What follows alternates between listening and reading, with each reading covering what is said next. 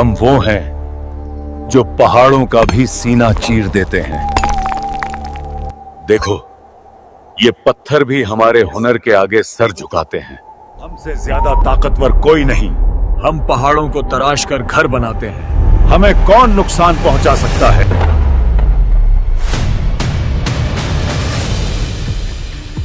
हमें किसी अनदेखे खुदा की जरूरत नहीं।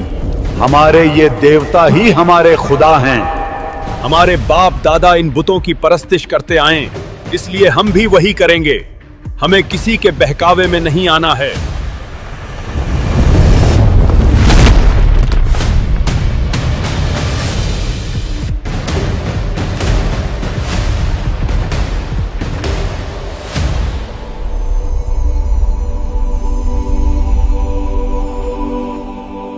अल्लाह की इबादत करो, उसी ने तुम्हें मिट्टी से बनाया और तुम्हें तमाम नेमतों से नवाजा। हम तुम्हें नबी नहीं मानते। अगर तुम सच्चे हो तो हमें कोई निशानी दिखाओ।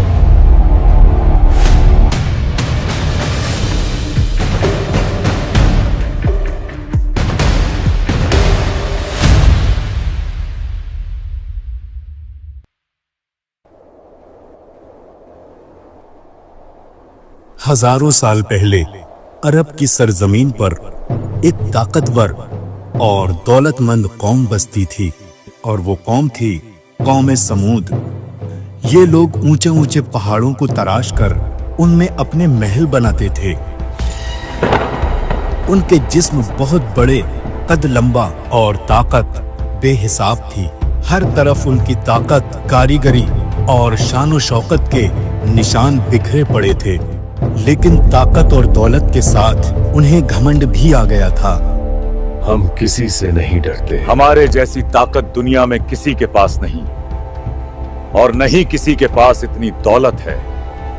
वक्त के साथ साथ उन्होंने अपने असली रब यानी कि अल्लाह रब्बुल इज्जत को भूलना शुरू कर दिया। उन्होंने अपने हाथों से पत्थर के बड़े बड़े बुत बनाए और उन्हें अपना रब कहने लगे। हमें किसी खुदा की जरूरत नहीं।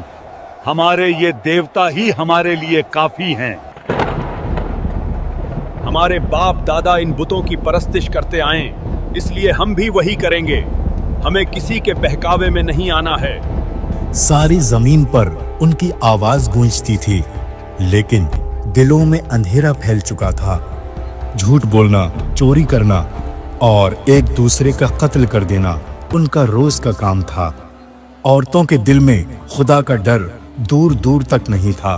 वो खुलेआम बेहयाई करती थीं। उनकी कौम में जो आदमी ज्यादा ताकतवर होता था वो उसी पे मरती थीं। मुझे हानिस बहुत पसंद है क्योंकि वो बहुत ताकतवर है। और मुझे समाहार बहुत पसंद है। तुम लोगों में से जो जीत जाएगा मैं उसी से शादी करूंगी। वो अपनी मौत को भूल चुके थे और कयामत के दिन को भी पूरी तरह से भुला चुके थे। ऐसे वक्त में अल्लाह ताला ने इन गुमराह लोगों को सीधी राह दिखाने के लिए हजरत स्वालिह अलैहिस्सलाम को उसी कौम में नबी बनाकर भेजा। वो उसी कौम के एक नेक और समझदार इंसान थे। लोग उन्हें पहले से जानते थे। उनके इल्म और अक्ल को सभी लोग मानते थे। स्वालिह, आप बहुत नेक इंसान हैं। आप बहुत अक्लमंद हैं। आप बहुत ईमानदार हैं। मगर जब उन्होंने तौहीद का पैगाम सुनाया तो वो ही लोग जो कल तक उन्हें इज्जत से देखते थे अब कहने लगे, ऐ स्वालिह, हमें तो तुमसे बहुत उम्मीद थी। हम तुम्हें बहुत अक्लमंद समझते थे। तुम हमें हमारे बुतों की पूजा करने से रोक रहे हो। तुम ये एक नई और अजीब बात लेकर आए हो। हजरत स्वालिह अलैहिस्सलाम ने सुकून भरी आवाज में कहा, ऐ मेरी कौम के लोगों, अल्लाह ही तुम्हारा असली रब है, जिसने तुम्हें मिट्टी से पैदा किया और इस जमीन में बसाया। उसकी ही इबादत करो और उसी से मदद मांगो, क्योंकि वही सबका मालिक है। हजरत स्वालिह अलैहिस्सलाम की बात का असर कम ही हुआ। कौम के सरदार बोले, तुम हमारे जैसे ही एक इंसान हो। अगर तुम सच्चे हो तो हमें कोई निशानी दिखाओ। اور اپنے آپ کو ثابت کرو۔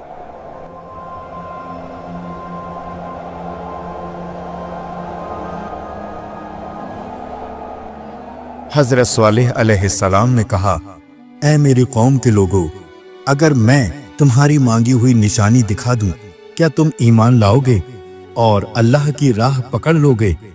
قوم کے سردار بولے، سچ میں نبی ہو تو اس پہاڑ کے اندر سے ایک اونٹنی نکال کر دکھاؤ داؤک، ایسی اونٹنی جو زندہ، صحت مند اور اللہ کی قدرت کی نشانی ہو۔ چاروں طرف سناٹا چھا گیا۔ حضرت صالح علیہ السلام نے دعا کے لیے ہاتھ اٹھائے۔ ان کی آنکھوں میں یقین کی چمک تھی۔ انہوں نے اللہ سے دعا کی اور سب کی نظروں کے سامنے وہ چٹان ہلنے لگی اور دھیرے دھیرے اس میں درار پڑی، اور اللہ کی قدرت سے اس چٹان سے ایک زندہ اونٹنی باہر نکلی جو روشن، مضبوط اور خوبصورت تھی۔ لوگ حیران رہ جاتے ہیں۔ یہ معجزہ دیکھ کر قوم سمود کی آنکھیں پھیل گئیں۔ وہ ایک دوسرے کو دیکھنے لگے۔ کوئی کہتا، یہ تو جادو ہے، نہیں، یہ واقعی اللہ کی نشانی ہے۔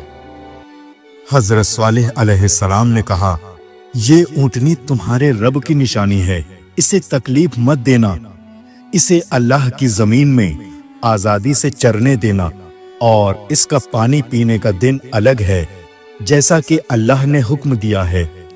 حالانکہ یہ معجزہ سب کی نظروں کے سامنے ہوا، لیکن کچھ لوگوں کے دل اب بھی سخت تھے۔ وہ ماننے کو تیار ہی نہیں تھے کہ یہ اونٹنی کسی انسان کے جادو سے نہیں، اللہ کی قدرت سے آئی تھی۔ حضرت صالح علیہ السلام نے اپنی قوم سے کہا، یہ اونٹنی تمہارے رب کی طرف سے ایک نشانی ہے۔ جب یہ پانی پیے گی اس دن کوئی اور جانور پانی نہیں پیے گا، اور دوسرے دن باقی سب پیئیں گے، مگر اس دن اونٹنی پانی نہیں پیے گی۔ یہ حضرت نے بالکل صحیح فیصلہ کیا ہے۔ ہاں، میں بھی ان کی بات سے سہمت ہوں۔ قوم کے کچھ لوگ ایمان لے آئے، ان کے دلوں میں نور اتر آیا، مگر زیادہ تر لوگ اب بھی اپنی ضد پر اڑے رہے۔ ان کے دلوں میں تکبر اور جلن بڑھتی جا رہی تھی۔ نہیں، میں نہیں مانتا، سوائے جادو کے یہ اور کچھ نہیں ہے۔ حضرت صالح علیہ السلام بار بار سمجھاتے رہے، اے میری قوم، یہ اونٹنی اللہ کی امانت ہے، اس سے دشمنی مت رکھو، اس پر ہاتھ مت اٹھاؤ، ورنہ اللہ کا عذاب تم پر اتر آئے گا۔ ایک رات جب آسمان پر ستارے ٹمٹما رہے تھے اور ریگستان میں سناٹا تھا، کچھ لوگوں نے مل کر اونٹنی کو نقصان پہنچانے کی سازش کی۔ ایک آدمی نے اونٹنی پر تیر سے وار کیا۔ جب اونٹنی گھائل ہو کر زمین پر بیٹھ گئی تو دوسرے آدمی نے نیزے سے اونٹنی پر وار پہ وار کرنا شروع کر دیے، اور اس طرح ظالموں نے حضرت صالح علیہ السلام کی اونٹنی کو قتل کر دیا۔ اگلی صبح جب سورج نکلا، لوگوں نے دیکھا کہ وہ اونٹنی اب زندہ نہیں رہے، انہوں نے اللہ کی نشانی کو ختم کر دیا تھا۔ حضرت صالح علیہ السلام کو جب لوگوں نے ان کی اونٹنی کے بارے میں بتایا تو ان کے چہرے پر غم اور افسوس کے سائے چھا گئے۔ آپ علیہ السلام نے فرمایا، اے میری قوم، تم نے وہ کر دیا جسے اللہ نے تمہیں سختی سے منع کیا تھا۔ اب تم 3 دن اپنے گھروں میں رہو، اس سے پہلے کہ عذاب تم پر اتر آئے۔ دیکھتے ہیں صالح 3 دن بعد کیا ہوتا ہے، کون سا عذاب ہم پر آتا ہے۔ یہ 3 دن اس قوم کے آخری دن تھے۔ انہوں نے توبہ کا دروازہ بند کر لیا تھا اور اب اللہ کا حکم آنے والا تھا۔ پہلا دن گزرا، ان لوگوں کا کچھ نہیں ہوا۔ تیسرا دن ختم ہونے کو تھا اور حضرت صالح علیہ السلام نے اپنی قوم کے لوگوں کی طرف آخری نظر ڈالی۔ وہ جانتے تھے اب اللہ کا حکم اتر چکا ہے۔ قوم سمود جس نے پتھروں سے گھر بنائے تھے اور جو خود اتنے طاقتور تھے، اب وہ ہلاک ہونے والے تھے۔ حضرت صالح علیہ السلام نے کہا، اے میری قوم، کاش تم میری بات مان لیتے، کاش تم اللہ کی نشانی کو نہ مٹاتے، काश तुम अपने गुनाहों से तौबा कर लेते। हजरत स्वालेह अलैहिस्सलाम अपने ईमान वाले साथियों के साथ दूर के पहाड़ों की तरफ चले गए और फिर अल्लाह का अजाब उतर आया। पहले एक जोरदार आवाज आई, एक ऐसी चीख जिसने आसमान और जमीन को हिला दिया। हर दीवार कांप उठी।